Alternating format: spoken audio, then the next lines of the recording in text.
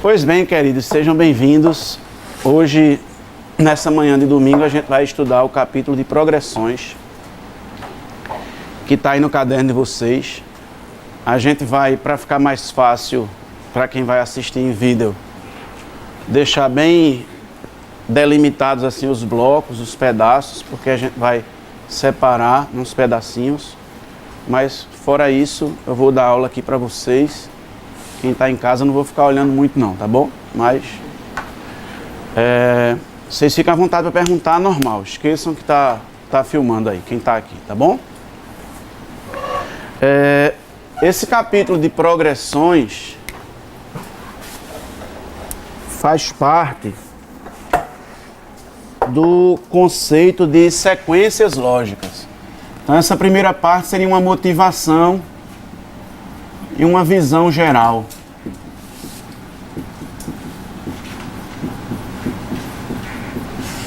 Tá? A gente define um conjunto, por exemplo, e delimita os seus elementos assim entre chaves, como uma coleção não ordenada de objetos. Então o conjunto 1, 3, 2 é o mesmo conjunto 1, 2, 3, que é o mesmo conjunto 3, 2, 1. Quando a gente escreve entre parênteses 1, 3, 2, a gente está escrevendo uma sequência numérica, dando a entender que esse aqui é o primeiro termo dela, esse aqui é o segundo, esse aqui é o terceiro, o que é diferente de 1, 2, 3, por exemplo. É uma sequência de números que estão numa determinada ordem, que pode ou não obedecer a uma certa regra matemática. Só que na aula de hoje a gente quer estudar especificamente sequências especiais que possuem uma regra especial, muito especial na verdade, porque tem muitos outros tipos de sequências com regras. Você pega, por exemplo, uma sequência 1, 4, 9, 16, 25, facilmente você reconhece uma regra para essa sequência, 1 ao quadrado, 2 ao quadrado, 3 ao quadrado, 4 ao quadrado, 5 ao quadrado. Embora isso aqui nem seja uma progressão aritmética, que é o que a gente vai estudar hoje, nem uma progressão geométrica. A rigor, isso aqui eu posso até chamar de uma progressão aritmética de segunda ordem, porque se você observar quanto aumentou daqui para cá foi 3, quanto aumentou daqui para cá foi 5, quanto aumentou daqui para cá foi 7, daqui para cá já aumentou 9.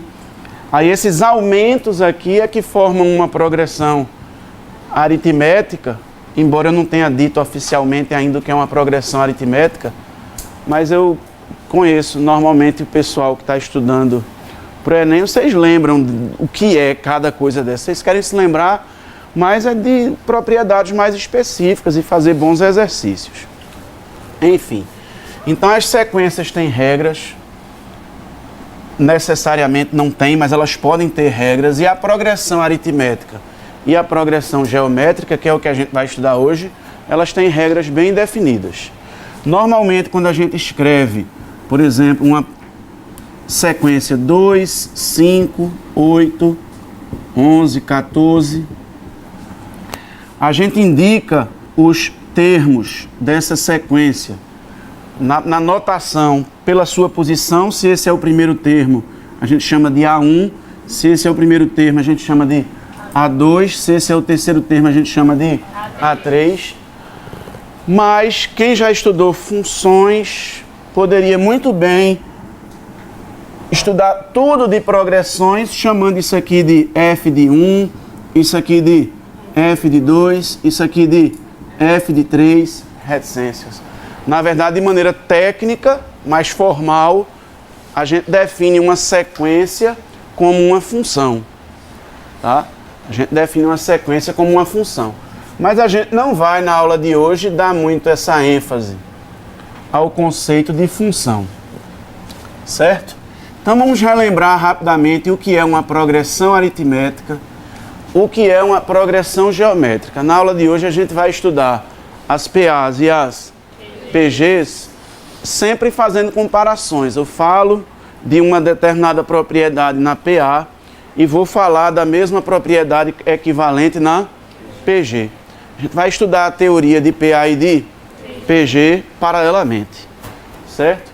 Então, a progressão aritmética é toda sequência na qual cada termo a partir do segundo é obtido a partir do anterior, adicionando uma constante.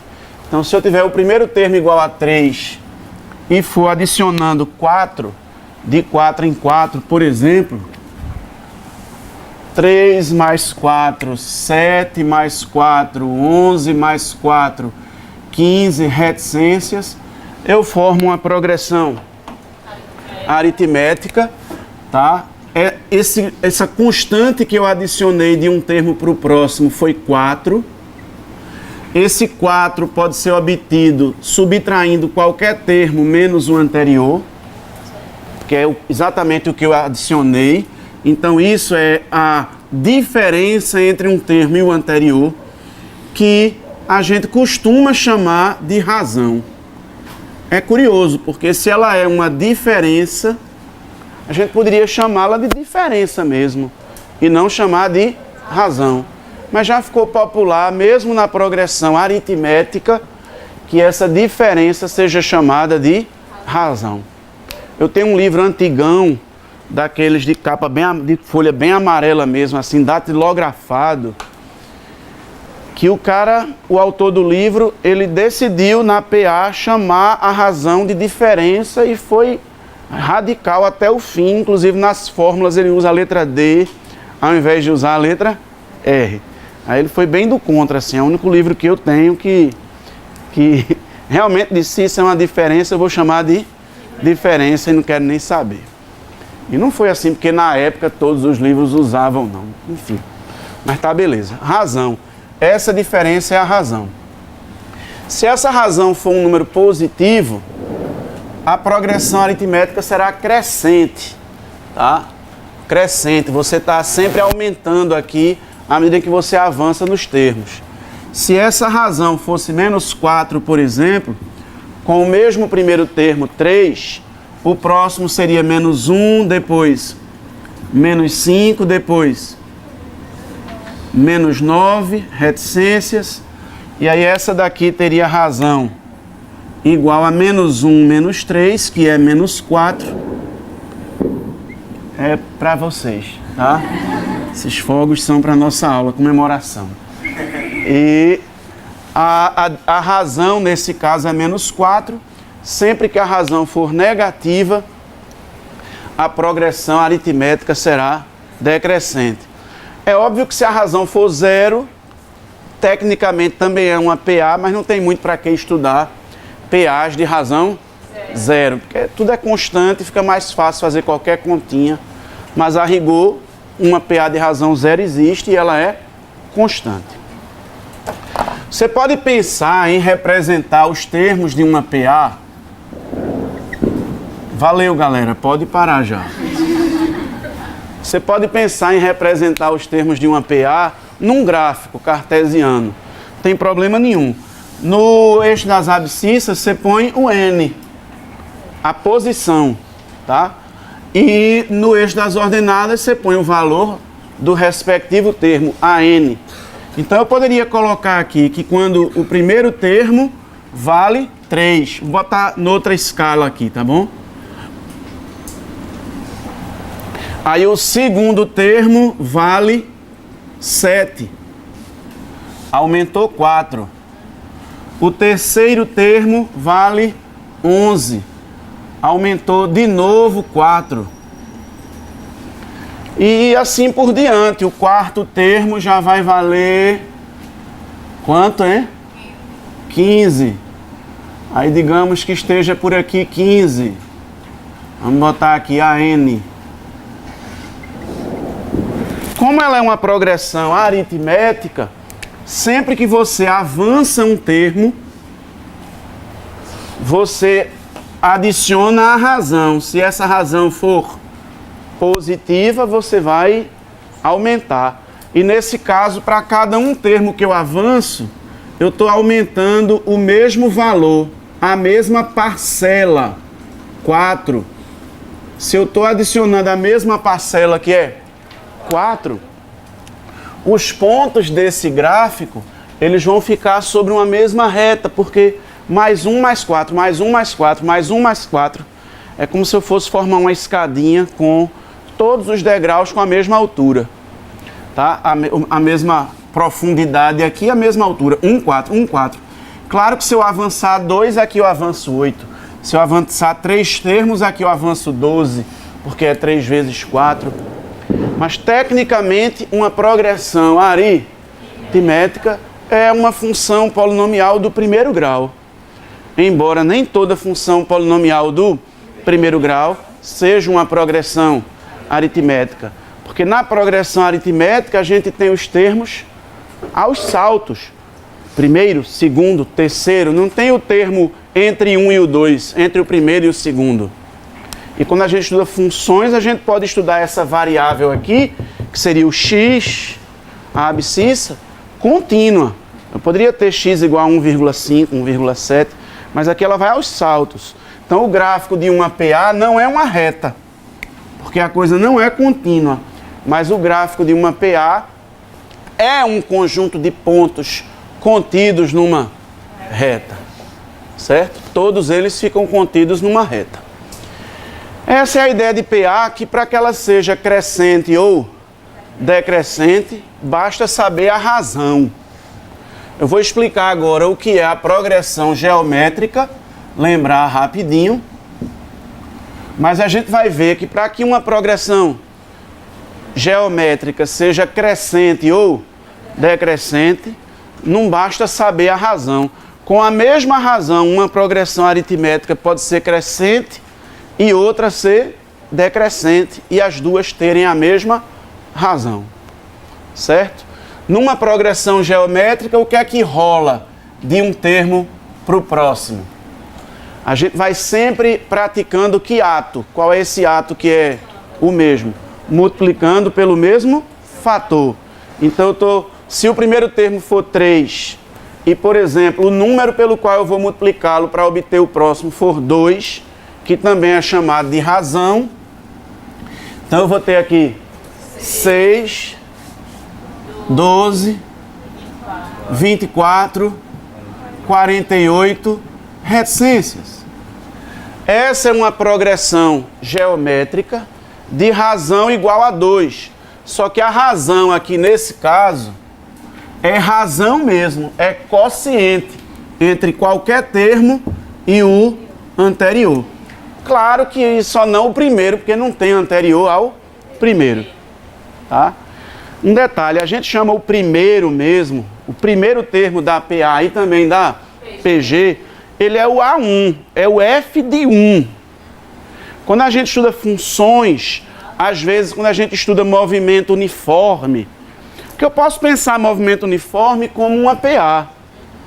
O espaço varia. Em 1 hora andei 30 metros, mais 1 hora andei 30 metros, mais 1 hora andei 30 metros. Só que não é um bom modelo, não é o ideal, porque o movimento é contínuo. Né? Você não desaparece aqui, daqui a pouco aparece lá, depois de 1 hora.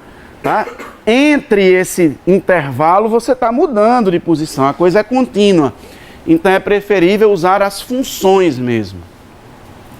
E quando a gente estuda as funções, por exemplo, o modelo da função polinomial do primeiro grau, para estudar o movimento uniforme, que a gente escreve S é igual à posição inicial mais a velocidade vezes o tempo, querendo ou não, essa velocidade faria o papel da razão.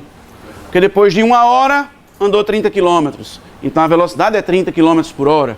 Depois de 1 hora, 30 km. Depois de 1 hora, 30 km.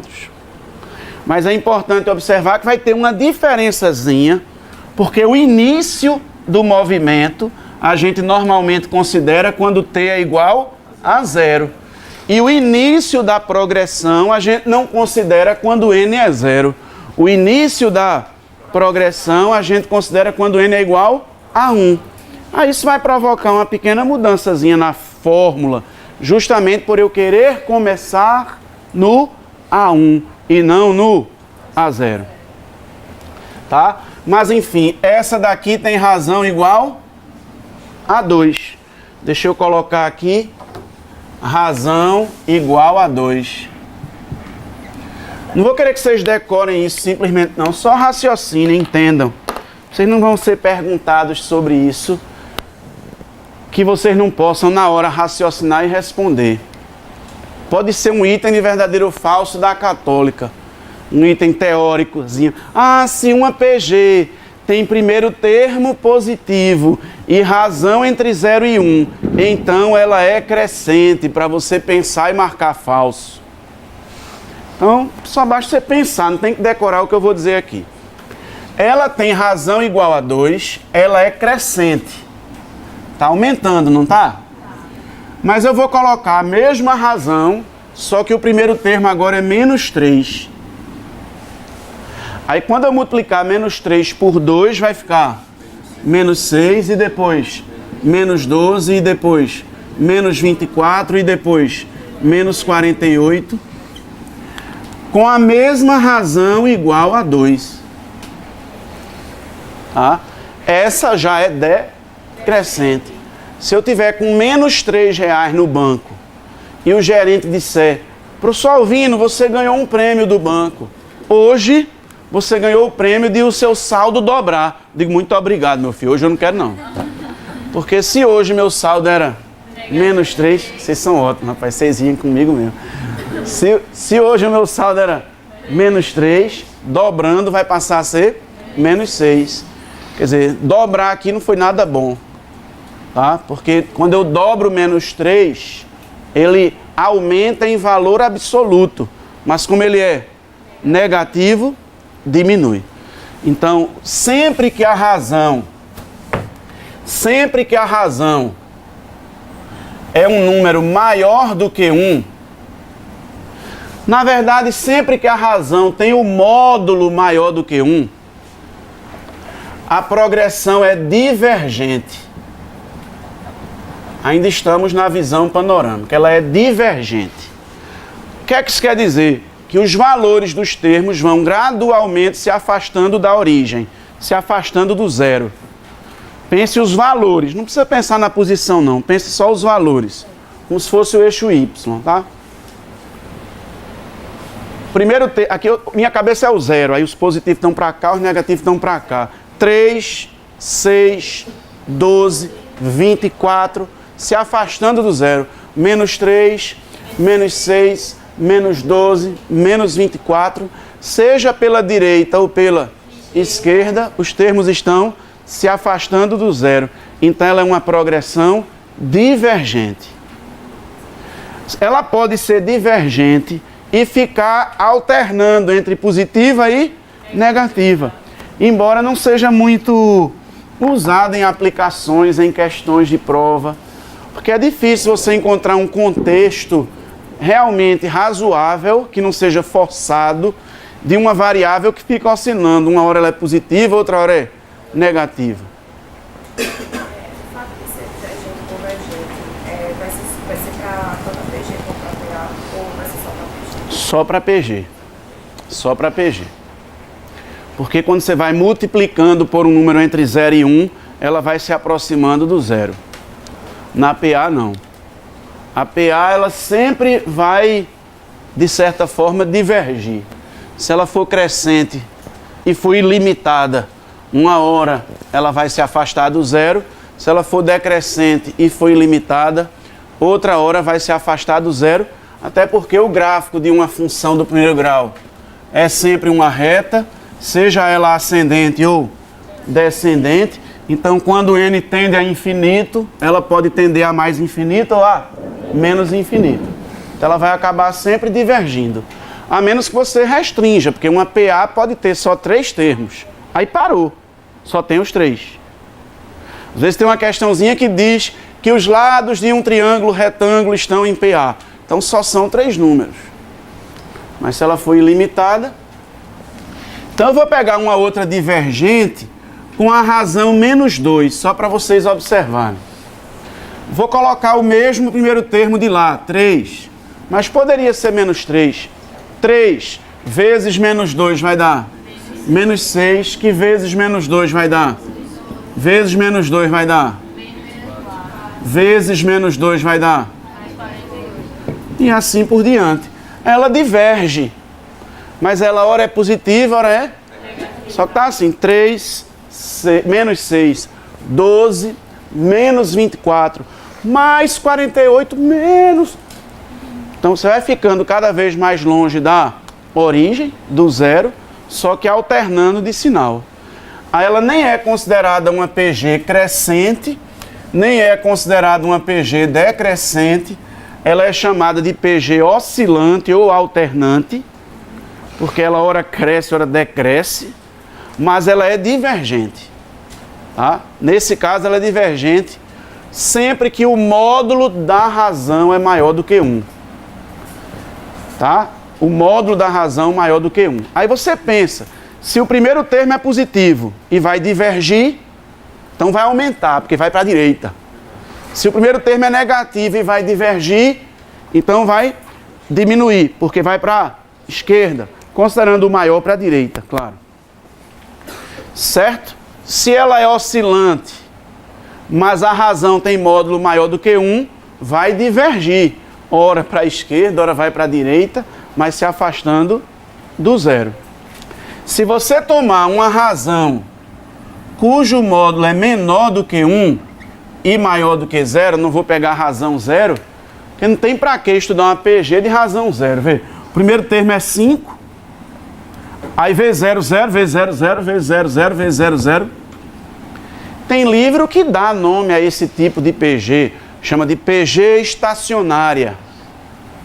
Eu gosto de dizer, mais pensando numa católica da vida. Quando duvido nada, o cara colocar a sequência, é uma PG estacionária. Aí, meu irmão, um pouquinho mais de criatividade, por favor. Mas não. Que inclusive nesse caso você nem poderia dizer que a razão é esse dividido por esse mais.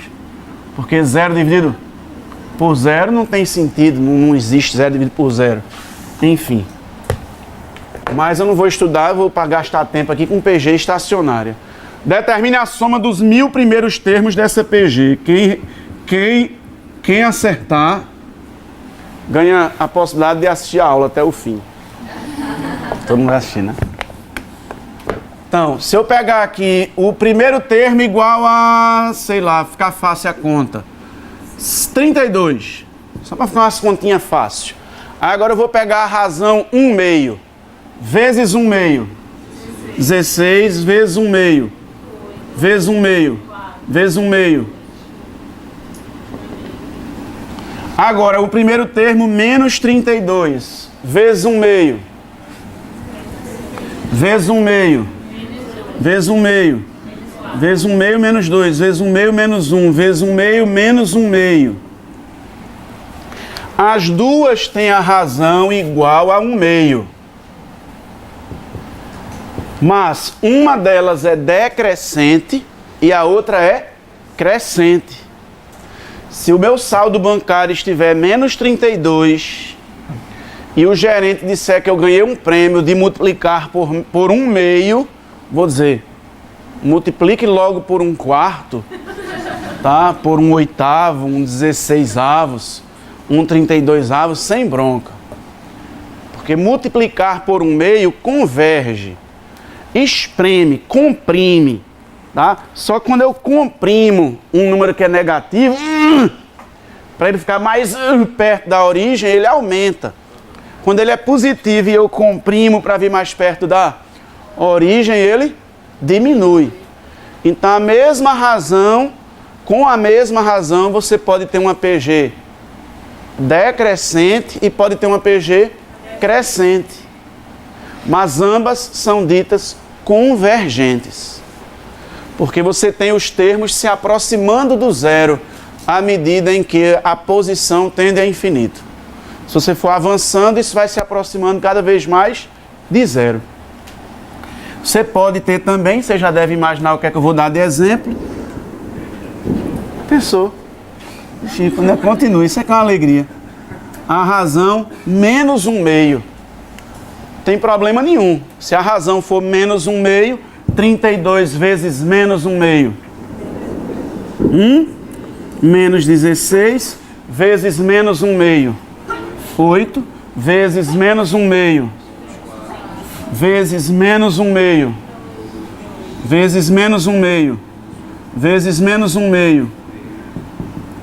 Aí nesse caso ela vai oscilar. Os termos de ordem ímpar vão ser positivos, os termos de ordem par vão ser negativos. Ela se aproxima do zero. 32, menos 16, 8, menos 4, 2, menos 1, 1/2, menos 1/4. Mesmo alternando, ela vai se aproximando do zero.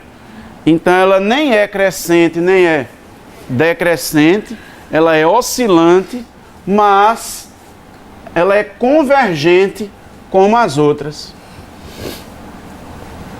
Vai ser importante esse conceito de PG convergente, porque aparece muito em prova, quando cai progressões, é muito comum que caia isso, de ele pedir a soma dos infinitos termos de uma PG convergente. Então ele chega e pergunta, se eu somar 32 mais 16, mais 8, mais 4, mais 2, mais 1, mais 1/2, mais reticências, vai dar quanto? Na verdade, ninguém termina o ato de adicionar infinitos números. Aí a gente precisa se abstrair e entender que ele está querendo dizer assim, à medida em que eu for adicionando e a quantidade de termos que eu adicionei tender a infinito, essa soma vai tender a que limite? Ela vai se aproximar indefinidamente de que número? Entendeu? A esse número que a gente vai querer calcular. O limite da soma dos infinitos termos de uma PG ilimitada convergente. Porque se ela for divergente, não vai ter limite. Aí a soma dos infinitos termos dela ou vai tender a mais infinito ou vai tender a menos infinito. Ela não é convergente. Tá? Só se ela for convergente é que ele pode pedir a soma dos infinitos termos. Que na verdade quando ele pede isso, ele está pedindo no fundo o limite da soma dos infinitos termos. Tá? O valor do qual ele se aproxima indefinidamente. Certo? Então essa primeira parte foi para a gente fazer essa geral. E no menu, o que a gente vai estudar agora é, primeira coisa, o que a gente chama de termo geral de uma PA e de uma PG, que é para a gente lembrar como é que a gente transita, né, pela PA e pela PG. O cara dá um termo e quer saber outro lá na frente, aí a gente descobre, ou ele dá 2 termos e quer saber outro aqui entre eles, ou quer que a gente descubra a razão. Esses probleminhas que ora são contextualizados, ora são contextualizações forçadas, e em algumas provas são bem diretos mesmo, calcule, mas não é nem não. Mas enfim, a gente vai passar agora para o termo geral da PA e da PG, depois a gente passa para a soma dos termos da PA e da PG. E quando chegar na soma dos termos da PG, aí a gente vai falar no limite da soma dos termos de uma PG ilimitada e convergente. Tá bom? Então eu vou apagar aqui, que a gente passa para essa segunda parte. Pode apagar?